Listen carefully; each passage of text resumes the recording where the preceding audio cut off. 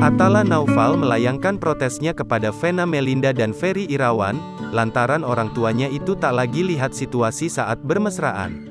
Sejak menikah pada 4 bulan lalu, Vena Melinda dan Ferry Irawan memang kerap memamerkan kemesraannya. Tak jarang, pengantin baru tersebut seolah tak melihat tempat saat sedang bermesraan. Baik lewat media sosial maupun rekaman di kanal YouTube keduanya, Vena Melinda dan Ferry Irawan saling beradu kemesraan.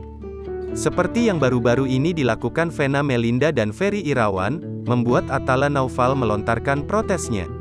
Peristiwa ini terjadi saat adik Verrell Bramasta itu ikut Vena Melinda dan Ferry Irawan liburan ke Bali. Lewat akun Instagram miliknya, Sabtu, tanggal 16 Juli tahun 2022, Atala Naufal memamerkan momen saat Vena dan Ferry saling suap di hadapan anak-anaknya.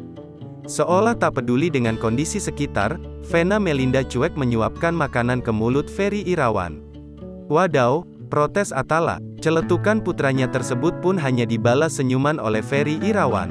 Sebelumnya aksi mesra antara Ferry Irawan dan Vena Melinda di tempat umum juga terekam. Seperti yang terlihat lewat unggahan di akun Instagram pribadinya, Sabtu, tanggal 16 Juli tahun 2022.